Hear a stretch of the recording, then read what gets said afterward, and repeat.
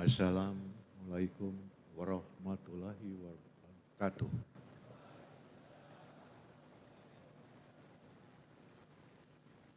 Merdeka. Karena saya sudah lama berpijak di tanah Sunda, sekaligus untuk mengingatkan bahwa ada kearifan lokal dalam pergaulan kita bermasyarakat yang sering saya sapa dengan Sampurasun. Walaupun saya sudah lama merantau, 3/4 dari usia saya di Bandung, sesuai dengan peribahasa di mana bumi dipijak, di situ langit dijunjung. Tentu saja dalam ini saya sangat menghargai dan menghormati kebudayaan, tradisi, apapun yang berlaku di lingkungan masyarakat Jawa Barat. Tentu saja termasuk Indramayu. Di bawah kepemimpinan Syekh Al Zaitun, mohon maaf, walaupun beliau di Universitas Gunung Jati adalah mahasiswa saya, tetapi di sini saya tidak dalam kapasitas sebagai dosen beliau.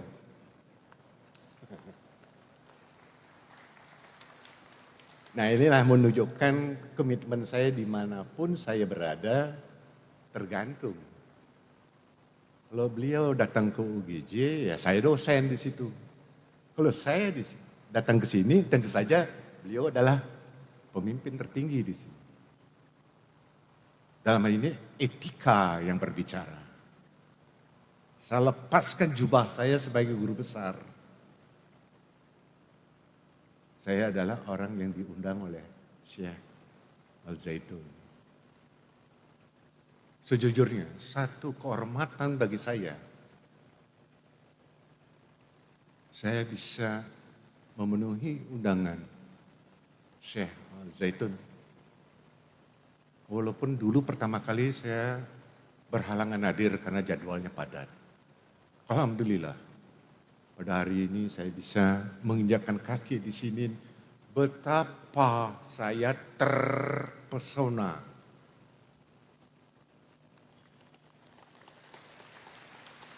Sejujurnya, saya sih bicara objektif, apa adanya, apa yang saya lihat,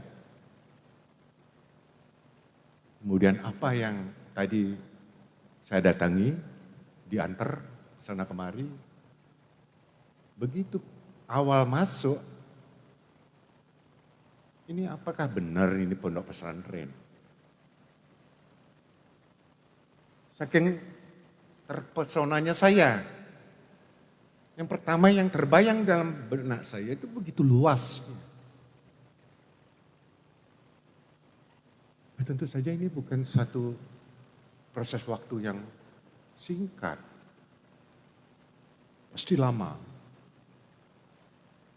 Sampai kemudian terwujud.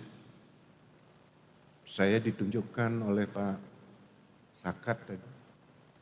Di kiri kanan. Begitu masuk, luar biasa. Komitmen terhadap lingkungan. Komitmen bagaimana bisa mengaplikasikan ilmu yang diperoleh di sini dalam langkah-langkah nyata. Termasuk sampai ke belakang saya. Yeah. Pantas saja The Washington Post menjuluki pondok pesantren Al Zaitun itu sebagai pondok pesantren terbesar di Asia Tenggara.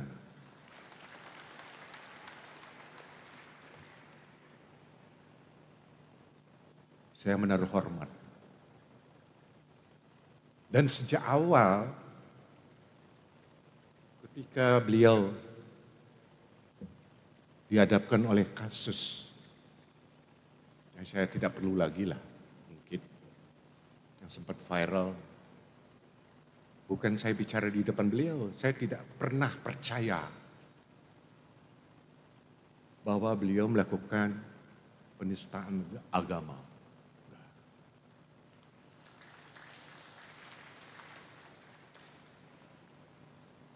Justru dalam benak saya, dalam pikiran saya, dalam hati saya, inilah tokoh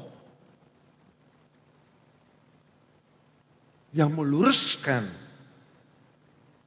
yang menempatkan secara proporsional dalam tindakan nyata apa yang diamanahkan di dalam agama Islam.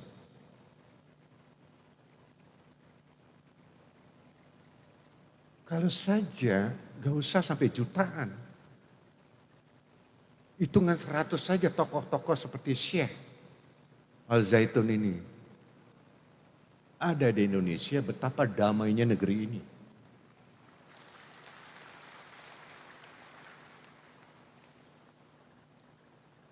Sejalan dengan moto dari Al-Zaitun ini, mengusung kebudayaan, toleransi dan perdamaian. Yang saya dengar katanya tadi, tidak lagi toleransi, tapi equality, kesetaraan.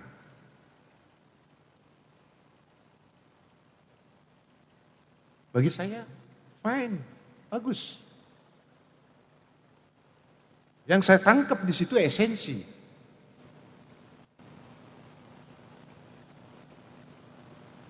Ya, saya akan menjelaskan lebih jauh apa itu esensi dari kesetaraan. Nanti habis waktunya. Jadi saya lupa menyampaikan atau mengedukasikan materi makalah yang dimohonkan pada saya untuk disampaikan pada segenap yang hadirin pada hari ini. Saya mohon maaf, saya jadi serba sulit. Kalau ke sini saya membelakangi sini. Ke sini membelakangi Syekh. Jadi dari tadi saya bingung mesti gimana saya gitu loh. Jadi mohon maaf, tidak ada bermaksud untuk membelakangi, memang membelakangi gitu loh. Maksudnya bukan bermaksud tidak menghargai gitu. Bagi saya, di mata saya semua terhormat. Ya. Karena itu, izinkan saya memulai materi ini dari judul makalah yang dimohonkan pada saya untuk disampaikan. Satu judul yang memang sangat mendasar, sekaligus menarik dan aktual.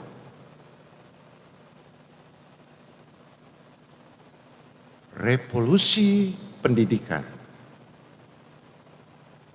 dengan pendekatan hukum dan kearifan lokal, local wisdom. Mungkin Bapak Ibu hadirin sekalian begitu mendengar judulnya, apa yang terkandung dalam judul ini? Bisa jadi menimbulkan tanda tanya. Karena itu izinkan saya menjelaskan dulu apa makna dan maksud dari judul ini. Terutama frasa revolusi pendidikan. Kalau saya bandingkan dengan revolusi Indonesia ketika memperjuangkan kemerdekaan Indonesia, berarti menuju pada satu perombakan total, radikal, tidak lagi gradual, tidak lagi parsial, radikal, mendalam, menyeluruh, komprehensif, holistik. Apapun itu yang telah dibentuk atau yang diwarisi oleh pemerintah kolonial Belanda, itu semua diubah. Itulah makna dari revolusi. Nah, dalam konteks pendidikan, Tentu saja di sini mengandung arti perubahan yang sangat mendasar atau radikal. Sekaligus transformatif. Maksudnya apa? Ke arah yang lebih baik.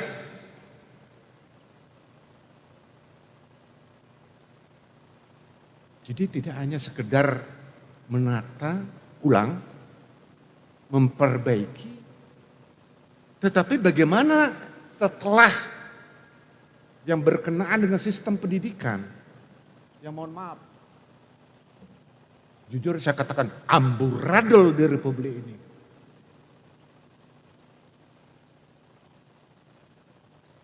Nah, kita ingin bagaimana memperbaiki ini semua. Tentu saja nama memperbaiki ke arah yang lebih baik.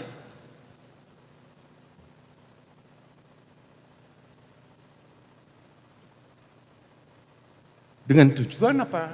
Tujuannya mewujudkan pendidikan yang berkualitas, sumber daya manusianya yang berkualitas. Berkualitas dalam arti yang luas. Tidak hanya berkenangan brain, tidak hanya pintar, tetapi tentu saja yang tidak kalah pentingnya, bagaimana menghasilkan anak didik yang berakhlak mulia.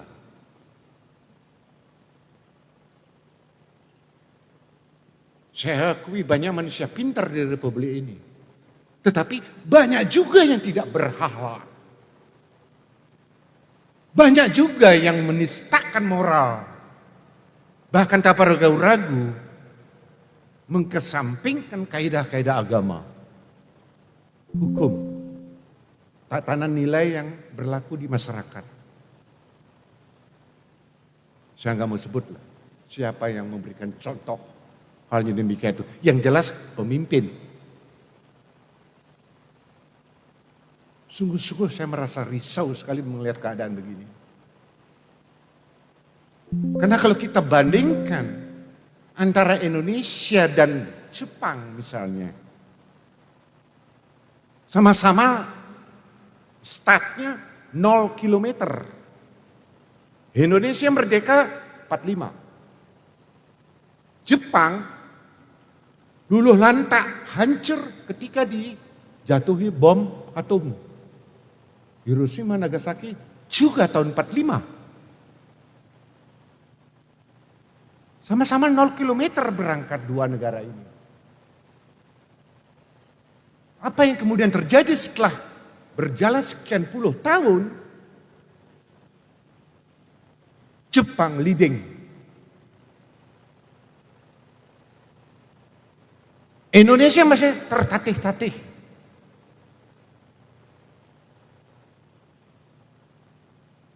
Kita hanya bisa menikmati hasil kemajuan teknologi misalnya yang sudah diraih Jepang. Termasuk kereta cepat, hanya sayang aja udah didahului oleh China. Jepang udah kapan?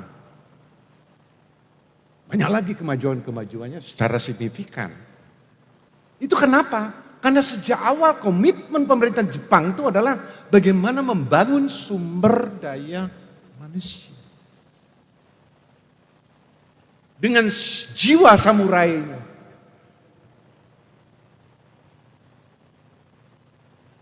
Dia kerahkan semua pemuda-pemuda yang berpotensi belajar ke luar negeri. Serap ilmu pengetahuan di luar negeri, balik lagi ke Indonesia. Tanamkan kaki kalian di bumi Jepang.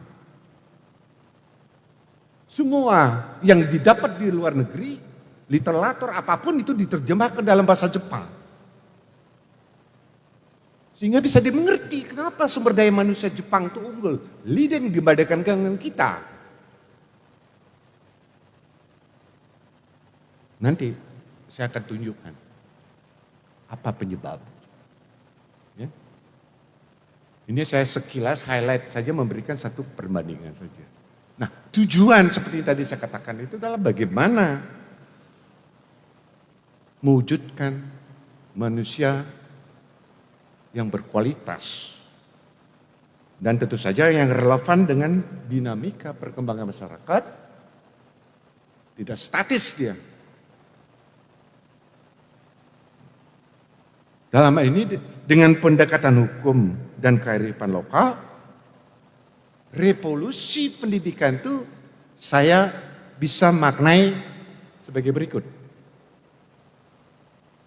Yang pertama, revolusi pendidikan dengan pendekatan hukum menekankan pentingnya apa? Peraturan dan kebijakan yang mendukung. Regulasi dan blades, kebijakan yang mendukung.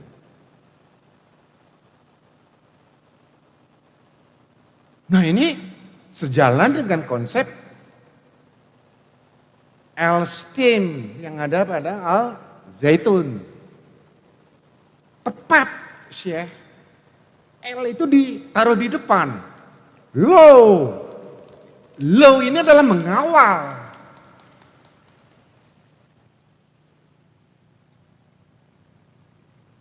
Kalau L ditaruh di belakang, seperti hanya sekarang di Indonesia, hukum itu di belakang, bukan di depan. Hukum di Indonesia itu bukan lagi menjadi panglima, melainkan kopral. Yang menjadi panglima adalah kekuasaan. Atas nama kekuasaan, hukum diinjak-injak. Hukum dikesampingkan. Kasarnya, hukum dipersetankan. Itulah yang terjadi di Republik ini. Nah kalau tadi disampaikan oleh moderator, saya sering tampil sebagai ahli, mulut saya sampai sobek. Melawan penegakan hukum yang sewenang-wenang.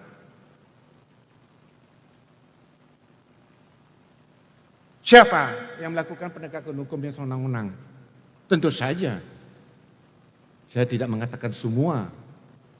Dalam ini adalah aparat penegak hukum.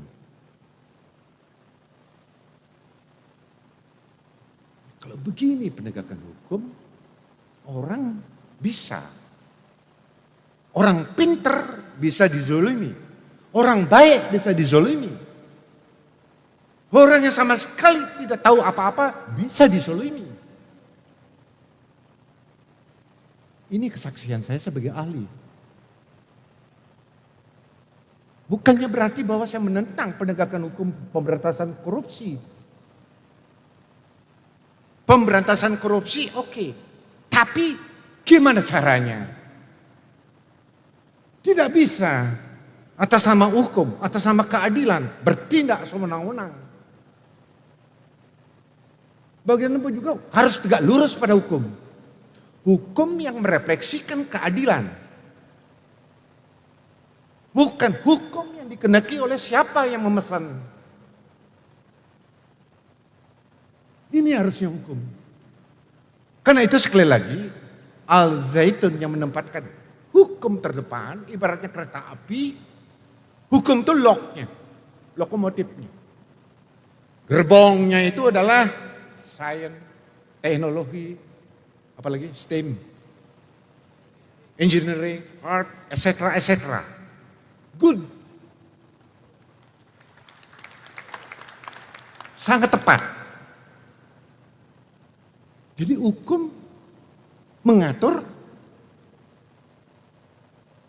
menjaga, dan sekaligus mendirect, mengarahkan.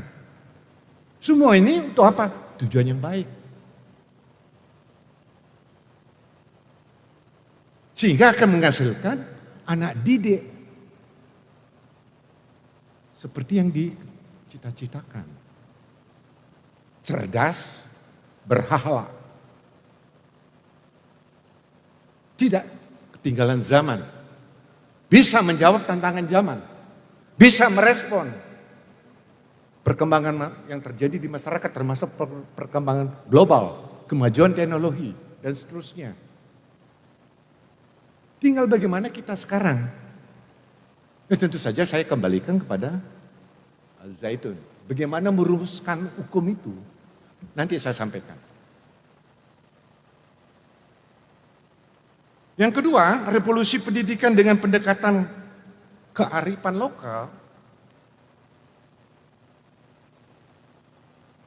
menekankan pentingnya memahami dan mengintegrasikan nilai-nilai dan tradisi lokal yang antara lain meliputi, ini penting nih, bukan hanya pendidikan dasar menengah. Yang saya dengar, leveling pendidikan yang dibangun di sini itu sampai ke perguruan tinggi. Ini harus berkelanjutan. Nilai-nilai yang berhidup, yang baik, yang berkembang di tengah masyarakat yang dikenal dengan living law. Hukum yang hidup di tengah-tengah masyarakat diadopsi, dijadikan sebagai metode cara bagaimana menyampaikan itu ke anak didik. Terutama yang berkonten lokal. Saya percayalah, Al Zaitun akan bisa mengakomodir itu dengan mengadopsi kearifan lokal yang hidup di tengah-tengah masyarakat.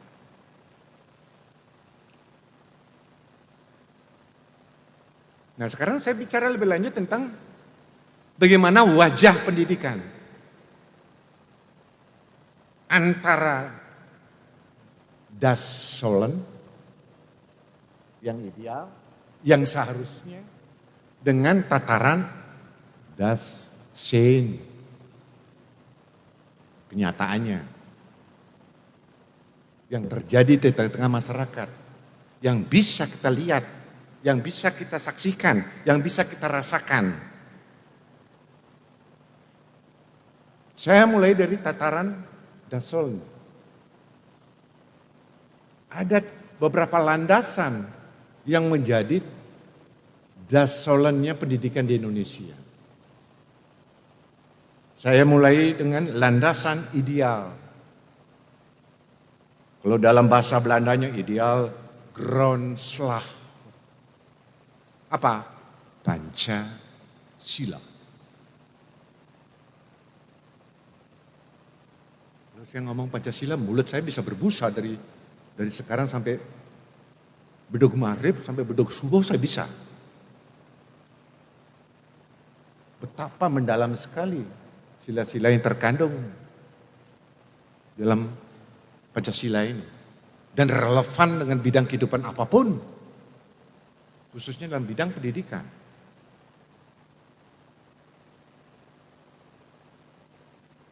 Yang kedua, landasan konstitusional.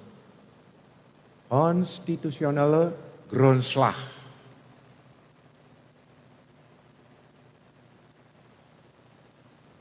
Di mana kita ketemukan? Kalau kita menyimak baik-baik alinea 4 pembukaan Undang-Undang Dasar 1945 yang berkenaan dengan tujuan negara. Di situ dikatakan antara lain mencerdaskan kehidupan bangsa. Saya garis bawahi, mencerdaskan kehidupan bangsa. Bukan memintarkan atau membuat pinter kehidupan bangsa. Ada maknanya, ada filosofinya di situ. Jadi the founding fathers kita tidak hanya asal merumuskan. Founding fathers kita, bapak-bapak pendiri bangsa ini, ketika dia merumuskan kalimat demi kalimat yang berkenaan tujuan negara itu sungguh-sungguh sangat mendalam maknanya. Mencerdaskan, bukan membuat pintar. Ini pasal 31 ini ada 5 ayat. Di sini bicara timbal balik antara hak dan kewajiban di bidang pendidikan. Ada 5 ayat ini, ada beberapa ayat yang ingin saya tekankan. Yang pertama, setiap warga negara berhak, nah saya garis bawahi, berhak mendapat pendidikan. Berarti pendidikan itu HAM. Hak asasi setiap warga negara. Tidak bisa ditawar. Tidak bisa dinafikan. Tidak bisa dikesampingkan. Ini hak setiap warga negara. Karena ini menjadi hak setiap warga negara. Sebaliknya menjadi kewajiban negara. Apa? Tentu saja dalam ini negara dibebani kewajiban untuk apa? Satu, menyelenggarakan pendidikan dengan segala fasilitas yang seharusnya diwujudkan.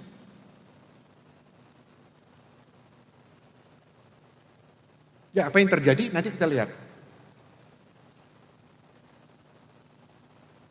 Negara memprioritaskan anggaran pendidikan sekurang-kurangnya 20% dari anggaran pendapatan negara, anggaran pendapatan dan belanja negara APBN dan APBD. Bayangkan, bukan angka kecil nih, 20% dari APBN. Saya nggak jago ngitung, hitung aja. Setiap kali undang-undang tentang APBN disahkan, berapa triliun anggarannya? Kali aja 20% kali sekian triliun. Itu yang harus dialokasikan buat pendidikan. Terlebih dengan adanya putusan Mahkamah Konstitusi. Pendidikan dasar dan menengah gratis. Kalau ini konsisten dilaksanakan, tidak ada namanya guru hidupnya lebih jelek dari pengemis. Yang namanya guru, penghasilannya lebih jelek dari penghasilan kalangan buruh, UMR sekalipun. Sama nasibnya dengan dosen. Dosen ngomong sedos, mulutnya digaji sesen. Seperti yang ngomong ini. Saya sudah berada di level yang paling tinggi. Jabatan guru besar. Gak tahu besar apanya. Besar kepala kali. Golongan saya 4E. Kalau di dunia militer, saya ini udah jenderal. Gaji kopral. Lantas pertanyaannya, bagaimana dalam kondisi guru dosen yang hidupnya sangat sengsara bisa mencerdaskan anak bangsa.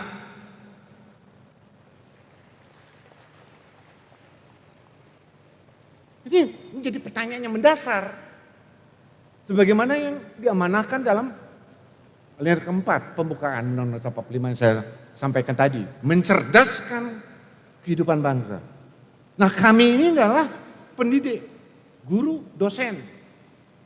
Mempunyai tanggung jawab moral mencerdaskan anak didik. Dia pakai logika saja. Kalau kami kesejahteraannya diberikan secara yang gak usah terlalu tinggi lah, yang memadai lah, yang mencukupi. Bila perlu saya di kampus buka kemah 24 jam, menerima mahasiswa bimbingan. Yang ada juga dijejali dengan kewajiban yang sifatnya administratif. Apa urusannya dosen dengan urusan administrasi? Guru, gak ada urusan. Jadi biang kerok ini yang bikin amburadul pendidikan di Indonesia ini, penjahatnya ada di Kementerian Pendidikan.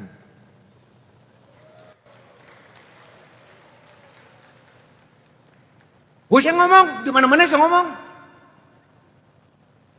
Kalau kalian ngerti pendidikan, kalau kalian ngerti apa tugas utama guru dan dosen. Kalau dosen itu tridharma perguruan tinggi, memberikan kuliah, meneliti dan mengabdi pada masyarakat. Apa urusannya dengan administrasi? Untuk itulah ada tenaga administrasi. Untuk itulah mereka dibayar. Udah gaji kecil, disiksa dengan berbagai kewajiban. Muak saya tuh jadi dosen.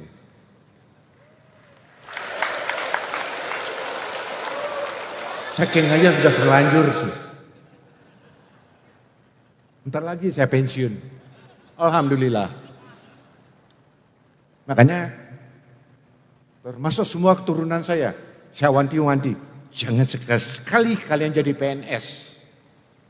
Pegawai negeri sengsara.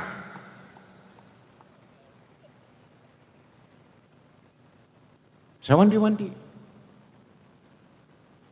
Kalau mau di swasta silakan. Jangan jadi PSN. Saking kehelnya. Saking marahnya saya. Silakan tanya deh. Yang paling berani yang berontak tuh saya. Satu-satunya guru besar di Unpad yang berani melawan. Jengkel saya. Setiap kali ganti menteri. Ada aja yang diganti-ganti. Kurikulum lah dia utak-atik. Dalam hati saya ngaulang saya. Hari ini lu tebal lagi menterinya tuh naunya ya. Zaman saya dulu SD, dulu sekolah rakyat. Gak ada tuh namanya. Setiap kali naik kelas, buku-buku diganti. Saya mewarisi buku-buku dari kakak-kakak saya. Gak ada tuh namanya guru. Apa bedanya jadi seperti seorang marketing? Sekolah itu berubah menjadi penerbit. Guru kerjanya apa? Menyiapkan seragam murid, sepatu, buku. Rek naon sia. Hari siapa guru? Nah, dah kumaha Prof. Hari gaji seletek kieu tah. Nya kalau letek mah dua pilihan. Resign atau bunuh diri. Selesai urusannya kan. Tong ngomel. Kalau saya kehel kan udah jadi dosen. Makanya saya lebih banyak berkiprah di luar. Jadi ahli saya. Termasuk dipanggil sama Syekh. Di sini saya. Ya, kalau ditanya, namanya juga usaha. Ya, jadi. Nah, begitu saya dikasih judul pendidikan, nah ini kesempatan saya memuntah. Saya muntahkan nanti. Jadi ya, tadi dibisiki saya. Gak apa-apa Prof, ngomong aja yang lepas. Lah iya memang saya mau lepas ngomong. Dan saya yakin sih pasti welcome lah. Nah, sekarang landasan operasional. Tadi landasan ideal, landasan konstitusional, landasan operasional ada dua. Satu kalau merujuk undang-undang sistem pendidikan nasional, Sisdiknas. Di dalam undang-undang ini disampaikan apa yang dimaksud dengan pendidikan dan apa pula yang dimaksud dengan pendidikan nasional dengan segala aspeknya. Ya tentu saja di sini saya nggak akan menjelaskan banyak pasal yang dalam undang-undang itu. Kemudian landasan yang kedua itu kalau mengacu pada rencana pembangunan jangka panjang nasional. Nah ini ada kata kunci di sini yang dirumuskan. Pendidikan diamanatkan untuk memperluas akses, meningkatkan kualitas dan relevansi, memperkuat tata kelola, serta mendorong riset dan inovasi. Salah satu misi utamanya adalah membangun pendidikan yang inklusif. Persis yang dipraktikkan di Al-Zaitun.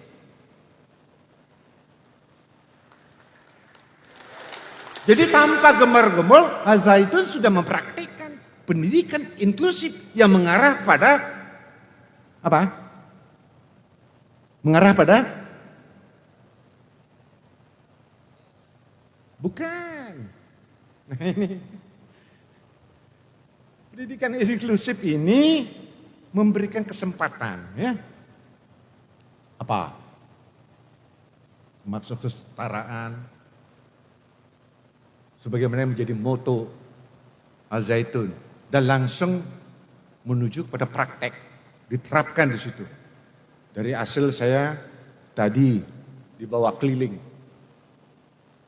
Ini sejujurnya nyambung dengan apa yang digariskan di dalam rencana pembangunan jangka panjang nasional, khusus yang berkenaan dengan pendidikan. Ya. Pendidikan inklusif, berkelanjutan dan merata.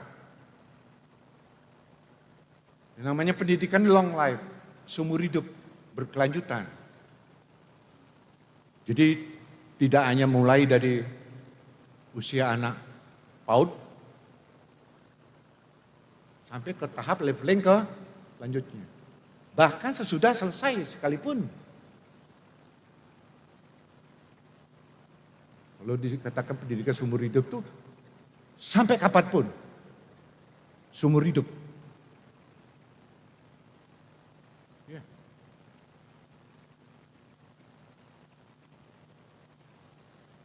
Nah sekarang bagaimana dasainnya? Itu yang dasolon, yang ideal.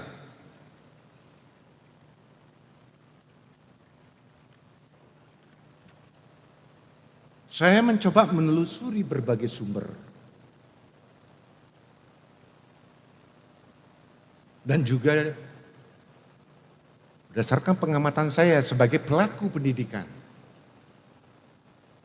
Ada beberapa pernyataan sosiologis yang kita hadapi yang berkenaan dengan bagaimana kondisi the existing pendidikan kita di Indonesia. Yang pertama, harus diakui ada ketimpangan pendidikan yang begitu nyata. Ada ketimpangan pendidikan yang begitu nyata antara kota dan desa. Antara wilayah daratan, kepulauan, dan yang berdomisili pulau yang ada di sekitar laut. Pinggiran, termasuk di pesisir, bahkan di daerah tertinggal, berbeda dengan yang ada di kota-kota. Ini kenyataan realnya sosiologis yang terjadi. Demikian juga ada ketimpangan pendidikan antara kalangan the have dan the have not.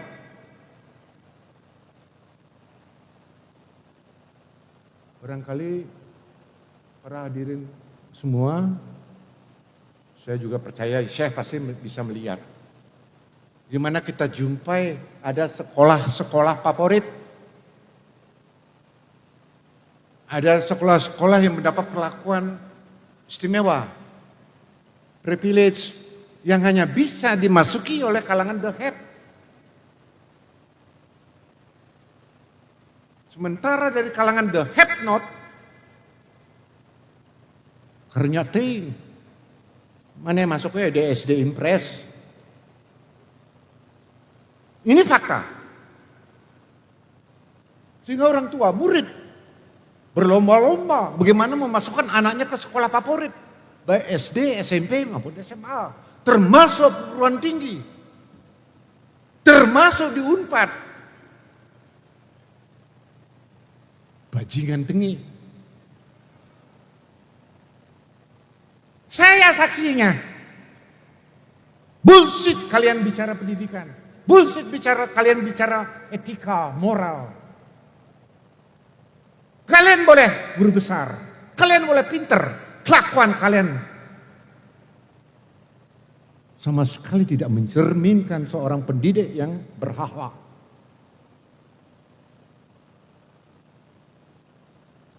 Apa yang gak ditarifin sekarang? Anda gak tahu aja. Unpad itu ada sekolah fakultas favorit. Untuk bisa masuk harus tembus miliaran rupiah. Bukan lagi recehan, miliar. Itu juga belum tentu diterima.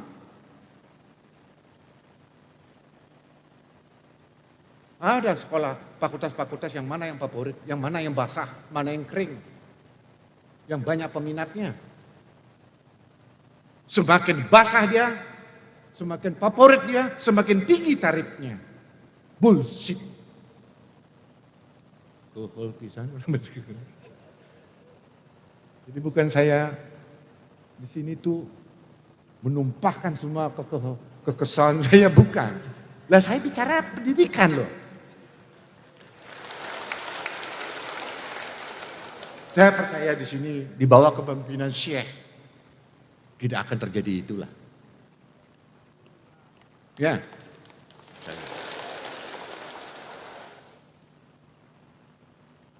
Jadi Az-Zaitun ini tidak hanya bicara agama saja sampai berbusa, tapi dia lebih pada tataran praktikal. Gimana sikap perilakunya mencerminkan agama. Tidak perlu ngomong agama sampai berbusa mulut. Tapi perilaku tidak mencerminkan agama. Tidak perlu ngomong ngumbar soal ketuhanan. Tuhan itu ada di sekeliling kita. Tuhan itu ada pada wajah-wajah manusia yang perlu kita bantu. Tuhan itu ada pada wajah-wajah manusia yang miskin, yang menderita, yang sakit, yang butuh pertolongan. Ketika mereka tidak bisa mengakses pendidikan, kita bantu. Itulah wajah Tuhan.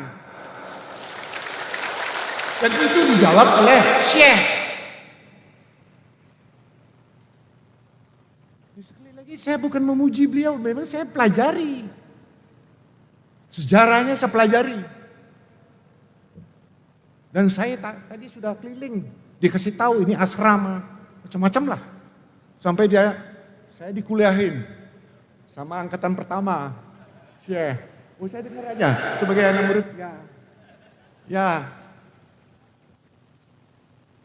Ya harus ada etika. Makanya tadi saya katakan, kalau guru besar di kampus, kalau di sini saya tamu, dikasih tahu.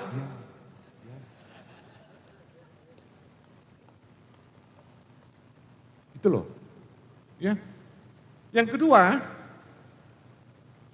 kebijakan pendidikan nasional yang cenderung berubah. Tadi saya sentel tadi. Ganti menteri, ganti kurikulum. Bahkan sistemnya juga bolak-balik. Udah kayak tambal sulam saja. Saya nggak ngerti. Kenapa sampai terjadi demikian? Ganti menteri, ganti kurikulum dan seterusnya. Awalnya saya nggak ngerti, sekarang saya jawab. Ini sebagai akibat sombongnya anggota MPR yang mengubah Undang-Undang Dasar 1945 yang menghilangkan GBHN, garis-garis besar haluan negara yang mestinya menjadi blueprint cetak biru. Namanya juga haluan negara, jalan yang dilalui oleh negara. Negara membangun apa? GBHN menunjukkan jalannya. Dan menunjukkan jalannya tidak hanya melihat secara singkat. 25 tahun.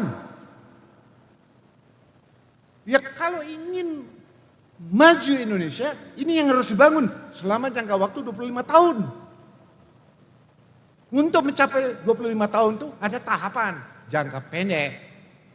5 tahun sekali namanya pembangunan 5 tahun. Dan ada yang memplesetkan jangka imah, jangka menengah maksudnya. Nah ini pelita, ini pembangunan 5 tahun ini menerjemahkan, membreakdown apa yang diamanatkan oleh garis-garis besar haluan negara.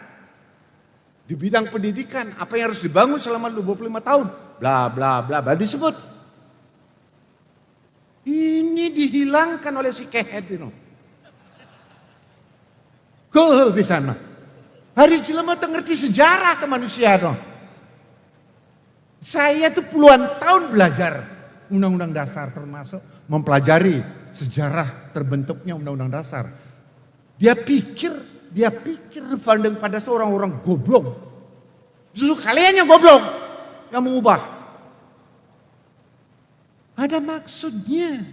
Kenapa harus ada GBHN? Yang ditetapkan oleh Majelis Permusyawaratan Rakyat. Ini sejatinya ingin membantu menolong presiden, siapapun presidennya. Tinggal jalankan saja apa yang sudah diperintahkan di dalam GBHN. Nah, karena inilah sejak Pilpres dipilih secara langsung, mau tidak mau presiden terpilih itu akan melaksanakan apa yang dia kampanyekan. Kan begitu? Nggak jelas. Negara ini mau dibawa kemana? Ke barat enggak, ke timur enggak, ke barat ke birit.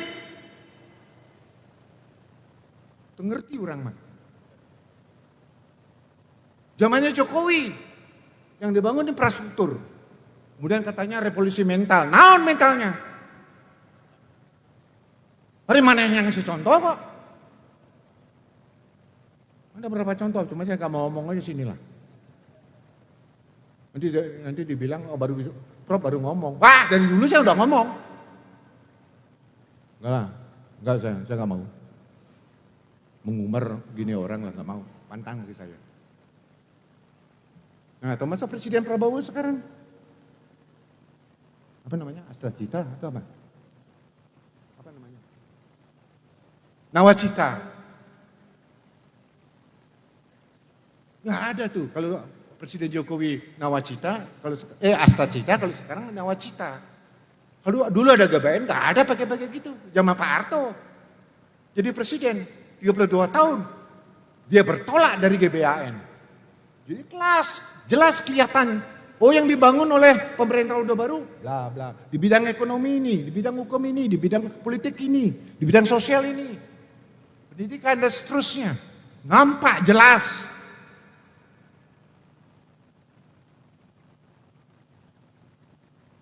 Ya ada bagusnya Orde Baru, ada juga sisi jeleknya. Jangan kemudian namanya peninggalan Orde Baru diberangus semua. Gak begitu cara berpikirnya. Kalau memang ada yang bagus peninggalan Orde Baru, mengapa tidak? Terapkan saja. Ya. Tuh ya, ini semua terjadi karena GBHN dihapus. Kemudian yang berikut. Kurikulum yang ada saat ini belum responsif mengakomodir kebutuhan peserta didik dalam menghadapi realita dinamika atau perkembangan zaman. Padahal kurikulum abad 21 seperti yang diinginkan oleh Al-Zaitun, memandangnya ke depan. Jadi sekali lagi, saya berani mengatakan gini, saya sudah baca sebelumnya. Sejarah Al-Zaitun, bagaimana Syekh mendirikan ini, yang tentu saja membutuhkan waktu. Statement-statement beliau yang dipublish di media sosial maupun di TV, antara lain Kick Andy, saya dengar, saya simak. Harusnya begini dalam hati saya. Nah justru di Indonesia anehnya yang waras dituduh aneh-aneh. Oleh siapa? Oleh yang tidak waras. Yang saya dulu itu ODGJ, orang dengan gangguan jiwa. Kalau dia waras, mestinya dia bisa menilai secara objektif. Tapi karena mungkin latar belakangnya syirik, dengki, dia menggunakan falsafah paku dan palu, gak suka melihat menonjol atau maju. Tok. Harus kita akui. Di mana-mana aja sama. Di Unpad juga sama. Kalau saya begini, tok. Nunjuk lagi, tok.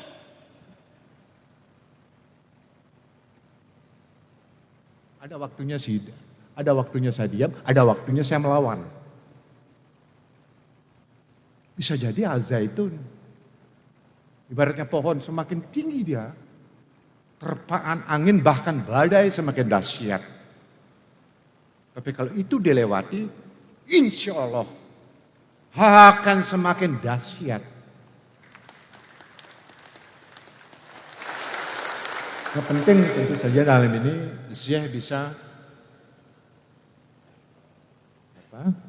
mewariskan satu legacy pada siapapun yang dipercaya di sini untuk mengelola.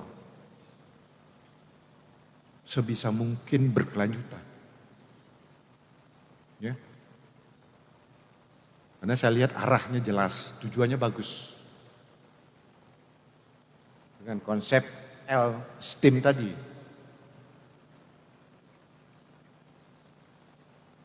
Kemudian yang berikut yang saya lihat kualitas pengajarannya rendah.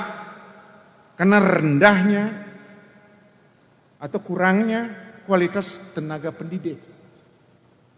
Ya tadi kembali pada soal ini, soal penghasilan, soal kesejahteraan. Bagaimana manehnya bisa belajar? Ya, sebagai guru, sebagai dosen, jangan kemudian menganggap diri paling pinter, gak mau belajar. Ya gimana dia mau belajar? Yang ada juga kegel aja. Hari gaji gak cukup. Akhirnya apa? Lari ke pinjol. Diudak-udak. Itu bayar. Ya kumaha bisa konsentrasi mencerdaskan anak bangsa. Anak didik. Ya ini harusnya mendapat perhatian. Punten nih. Saya tidak iri sama anggota dewan.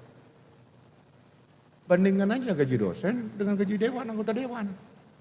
Kayak bumi sama langit.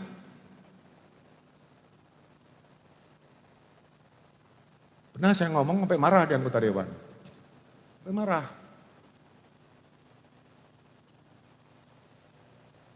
Ya, saya jadi dosen mencerdaskan anak bangsa digaji kecil. Ya Anda. Orang nih ya. Anda anggota dewan, gaji Anda gede, kerja Anda menipu rakyat. Marah dia. Non mana marah? Ya enggak semua begitu, Prof. Lah yang bilang semua begitu siapa?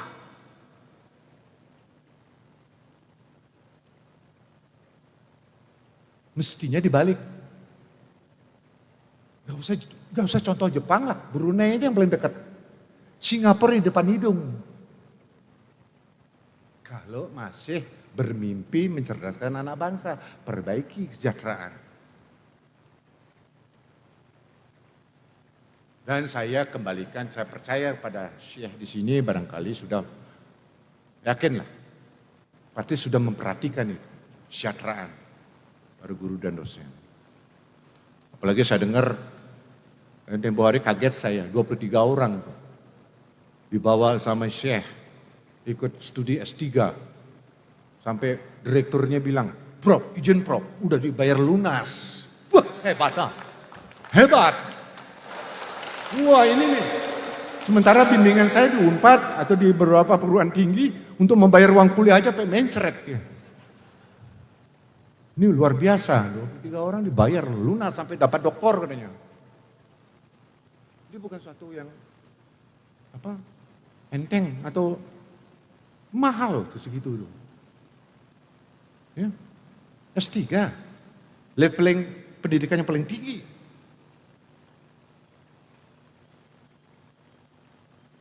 Ya tinggal nanti siapa promotornya, ya tentu saya kembalikan. Bukan berarti bahwa saya berpretensi diangkat jadi promotor. Sekarang aja saya banyak kok dibebani tanggung jawab jadi promotor. Di Unpad maupun di perguruan tinggi lain. Macam-macam dari berbagai kalangan. Tapi enaknya jadi promotor mah. Di luar mereka sakti. Jenderal-jenderal, jaksa, hakim, polisi. Sakti mereka di luar. Di depan saya caci maki dia. Ada yang lucu-lucu nih. Intermezzo. hakim Mahkamah Konstitusi. Ada di antaranya, dulu. Tengah saya bimbing, saya promotornya. Saya nggak mau sebut namanya. Begitu saya diundang jadi ahli, karena SOP-nya situ, etikanya di situ harus menyapa beliau-beliau tuh yang mulia. Yang mulia. Dalam arti kehetsyah. Ada di kampus, aing mah mestinya dipanggil yang mulia. Ini hormat nih. Yang mulia. Dia sampai tersipu di hakimnya. Mungkin nggak enak kali dia. Tapi giliran di kampus, ketika dia menghadap saya, udah keciri dia. Sieun menena. Sieun. Naha maneh. Enggak, Prof. Ya, makanya entong lege-lege siama di MK. Jadi ada lucu lah kejadian itu. Apalagi bimbingan saya jenderal-jenderal polisi. Kalau ngomong apa aja dikit, siap. Siap. Apaan sih siap-siap? Dengar saya ngomong dulu, siap. Saya sebelum selesai ngomong, siap.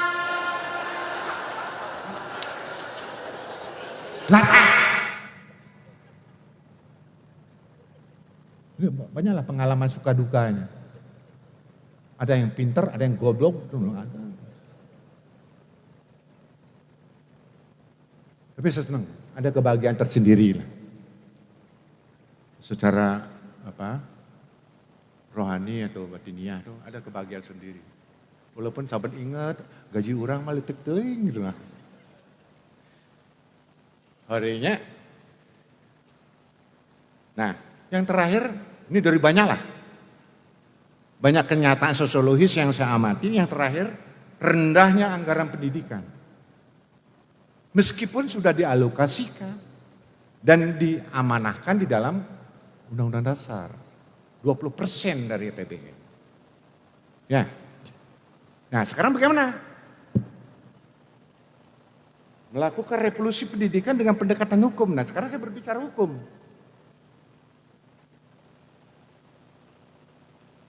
Nah, untuk mengakomodir hal-hal yang digariskan pada tataran ideal tadi, yang pada tataran Dasolen tadi, sekaligus merespon ataupun menjawab beberapa permasalahan yang timbul pada tataran Dasin, maka menjadi relevan semua itu dilakukan melalui pendekatan hukum. Hukum memegang peran di sini. Bagaimana menampung yang ideal dan bagaimana merespon yang terjadi di masyarakat. Hukum memegang peranan penting di sini.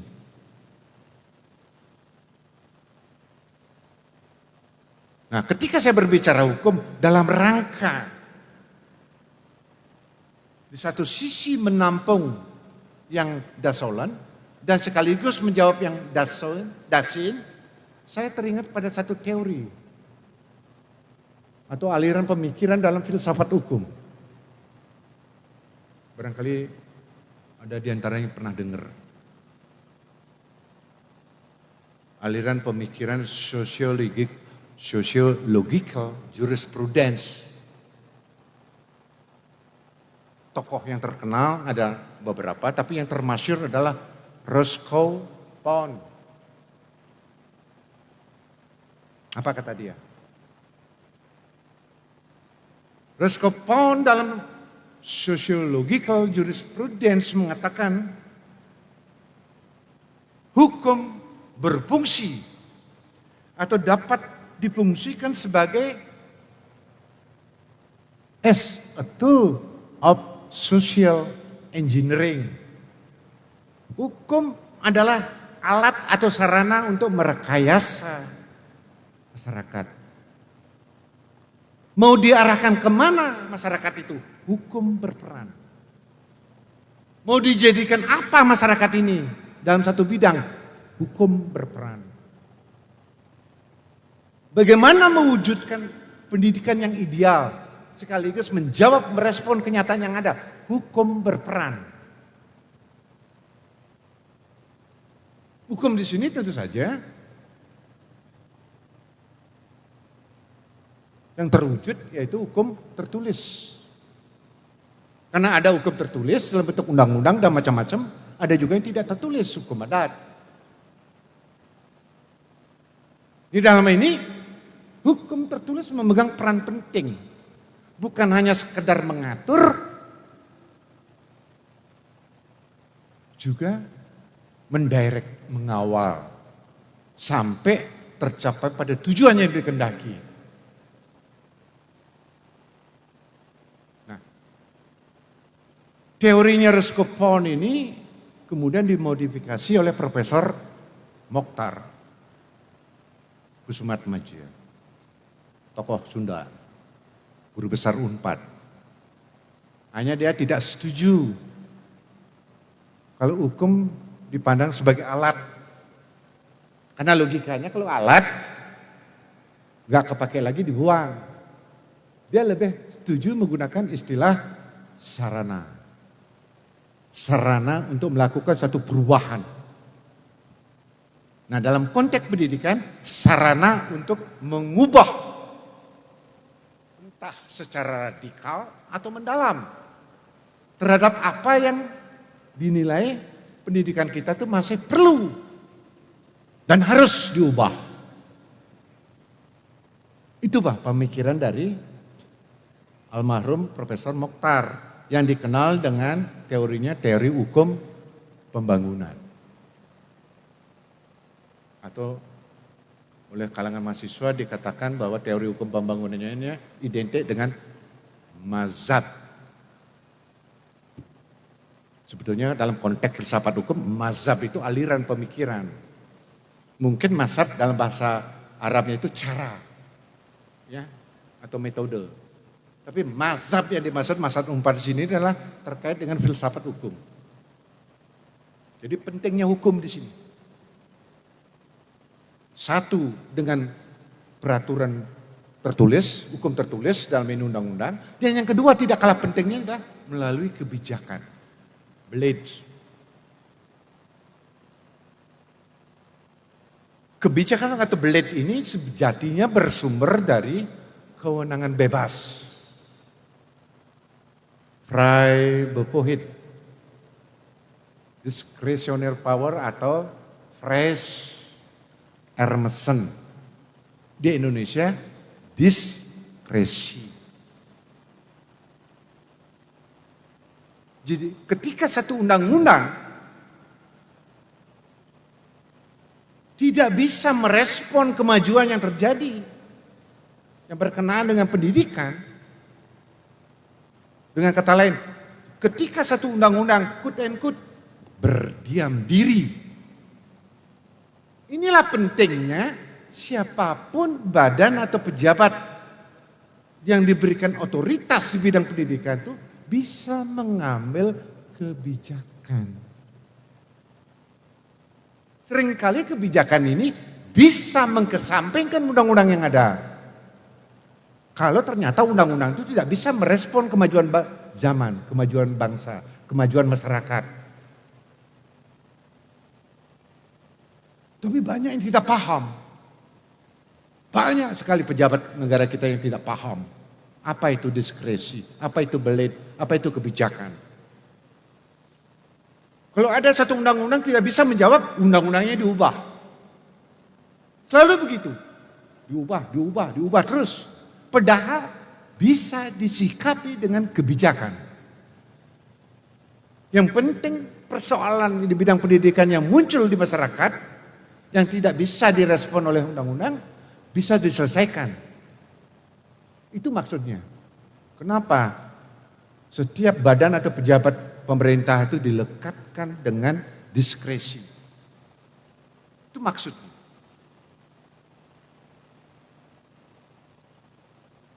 Jadi ada dua sendi utama pendekatan dengan hukum ini. Satu, menggunakan regulasi dalam bentuk peraturan. Yang kedua adalah kebijakan. Bisa jadi nanti di Al-Zaitun, karena yang ditaruh di depan L itu law, ya silakan, aturlah di sini. Hanya saja aturan yang ada di sini tentu saja karena ada di wilayah negara hukum Republik Indonesia tidak boleh bertentangan sama peraturan yang ada. Tetapi yang berkenaan dengan kebijakan internal yang ada di dalam sepenuhnya tergantung dari pimpinan yang ada di sini. Dengan kata lain, bagaimana konsep L-STEM ini bisa membumi. Itulah kebijakan. Saya bisa yakin. Ini melalui pendekatan hukum. Bagaimana dengan pendekatan kearifan lokal? Ini terakhir saya bicara.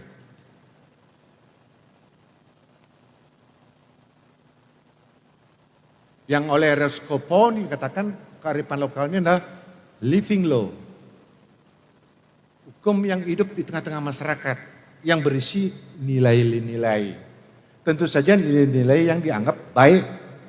Dan diyakini kebenarannya oleh masyarakat. Secara turun-temurun.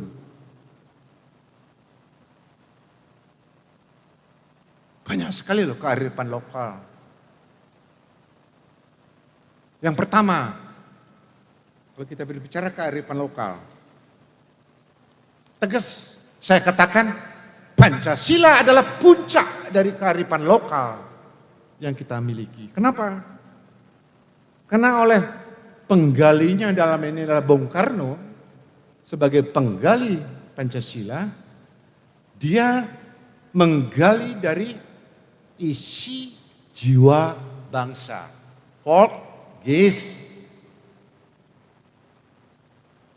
Jadi bukan jatuh dari langit. Beliau mempelajari secara mendalam apa sesungguhnya isi jiwa bangsa yang ada di Nusantara ini. Dirumuskanlah yang kita kenali sekarang dengan 5 sila. Jadi tidak hanya sekedar hafal sini 5 sila itu. Bagaimana membumikan Pancasila ini untuk menerjemahkan pendidikan. Apa? 1.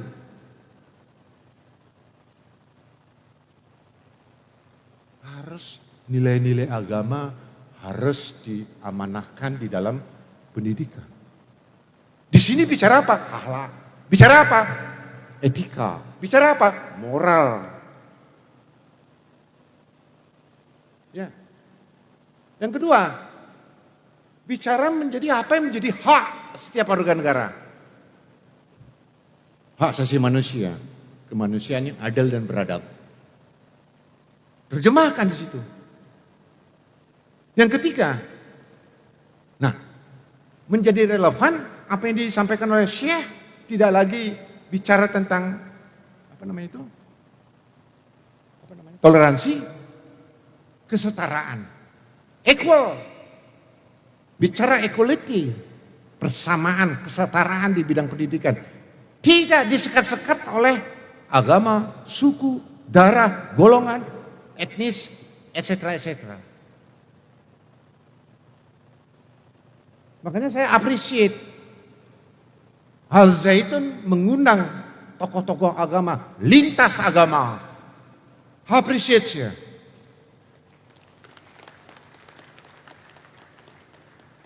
Bila perlu silakan dibuka pintu selebar-lebarnya.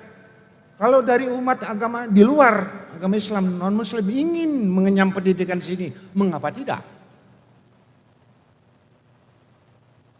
Jadi membangun pendidikan di Al Zaitun ini dengan apa? Mengingati sila ketiga itu dengan konsep kesetaraan. Sila keempat, ini kan sejatinya berbicara partisipasi. Artinya apa? Ini sudah membumi. Ketika Al Zaitun dibangun, beliau itu sudah mendahului zamannya. Apa? Bagaimana bisa mengajak peran serta masyarakat sekeliling? Betul nggak? Masyarakat sekeliling dilibatkan. Bidang pertanian atau apapun lah. Tadi saya diantar melihat ikan. tongkol maupun ikan apa? Bukan ikan paus. Itu melibatkan nelayan. Lahan yang dimiliki oleh Al Zaitun juga dimanfaatkan oleh warga sekitar. Ya tentu saja nanti, apakah profit sharing atau apa, saya nggak tahu. Ini artinya apa? Sudah mengimplementasikan sila keempat, melibatkan peran serta masyarakat sekitar. Dan yang kelima, social justice, keadilan sosial yang bisa terrefleksikan di sekitar kita, di sekitar Al Zaitun ini.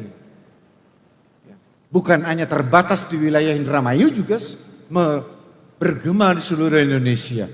One day bisa dijadikan contoh keberhasilan bidang pendidikan yang dilakukan secara mandiri. Karena memang diperbolehkan melibatkan peran serta swasta. Itu Pancasila. Ini kearifan lokal yang luar biasa maknanya. Hanya seringkali tidak bisa dimaknai bagaimana ketika dikaitkan dengan satu bidang tertentu. Kita punya BPIP, Badan Pembinaan Ideologi Pancasila. Teuing naon gaweunana. Ngomong Pancasila tapi gak jelas. Menurut maneh Pancasila itu naon? Pokoknya hafal we 5 sila. Goblok siamah dalam hati mah. Lain gitu maksudnya. Jangan ngomong aja Pancasila tetapi ketika menjudge seseorang ada atau tidak Pancasilais katanya. Yang kayak bagaimana orang itu dikatakan Pancasilais? Gak pernah diedukasikan. Kalau zaman Orde Baru dulu ada namanya P4. Penataran, pengayatan, pengamalan Pancasila. Saya sampai bosan jadi peserta, bahkan jadi penceramahnya P4. Tujuan baik. Mensosialisasikan Pancasila. Tujuannya baik. Cara yang ditempuh, metodenya dogmatik. Itu yang saya sesali. Harusnya nggak begitu. Harus dengan metode dialogis. Buka kemungkinan peserta itu untuk bertanya. Memperdalam. Jangan close. Nggak boleh. Itu yang saya sesali. Kenapa? Pancasila itu bukan agama yang terbuka untuk diperdebatkan dalam arti apa? Dengan perdebatan yang ada dimengerti. Baru yakin gitu loh. Mengerti, yakin, baru diaplikasikan dalam perilaku. Ini mestinya yang dibangun oleh BPIP. Jangan ingatnya tanggal 1 Juni hari lahirnya Pancasila. Ya, terus naon? Ya begitu aja. Bolak-balik wes ya begitu aja. Kalau mau mensosialisasikan Pancasila, kenapa tidak memanfaatkan kemajuan teknologi? Media banyak tersedia. Bagaimana menerjemahkan sila pertama dengan visual, dengan gambar. Banyak sekali yang bisa disampaikan tiap hari di berbagai media. Wajibkan semua TV. Jadi setiap hari itu berganti-ganti sila pertama itu apa? Jangan hanya dilihat tempat peribadatan, lain gitu maksudnya. Berganti-ganti, orang jadi menonton, oh ini kieu tah sila pertama. Ini ngomong doang Pancasila tapi sembari tengerti. Apa saya perlu panggil itu BPIP? Udah sini kamu, saya kuliahin kamu tentang Pancasila. Biar sadar manehna tah. Gak tahu saya di Al Zaitun dikasih apa ya Pancasila ya? Bagus. Tinggal bagaimana mengedukasikan. Ini loh peninggalan almarhum Bung Karno yang digali dari isi jiwa bangsa. Kemudian kearifan lokal yang monumental juga. Kalau saya angkat dari falsafah Jawa, pasti udah tahu lah. Ing ngarso sung tulodo, di depan memberikan contoh. Ing madyo mangun karso, di tengah membangkitkan prakarsa, ide, gagasan, kreativitas. Tut uri handayani, di belakang memberikan spirit semangat. Sayangnya moto pendidikan nasional kita hanya diambil penggalannya. Tut uri handayani. Ya, duka di sini. Pakai gitu enggak? Tut uri handayani. Sebetulnya lengkapnya itu yang tadi. Hanya penggalannya dipakai. Ini Ki Hajar Dewantara.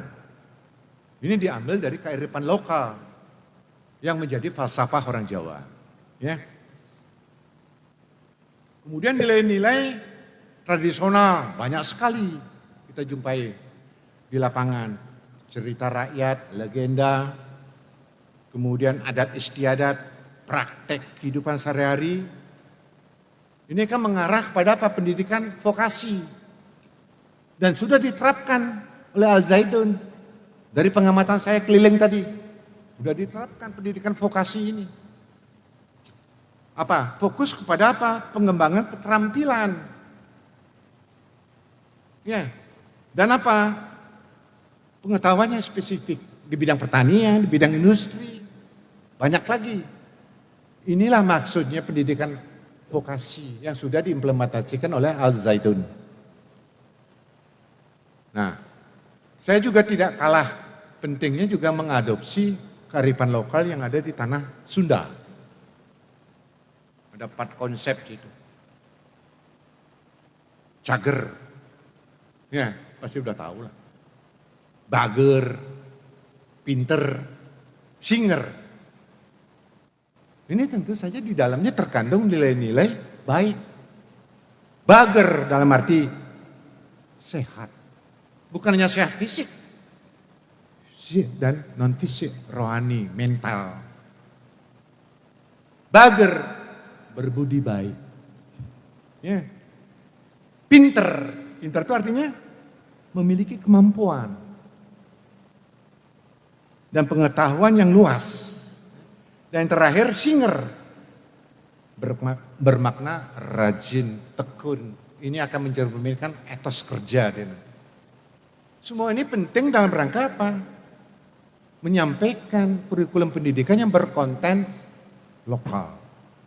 Yang sesuaikan dengan di mana tempat pendidikan itu berada, di daerah mana dia berada. Ini tentu saja wajib hukumnya kearifan lokal ini diadopsi.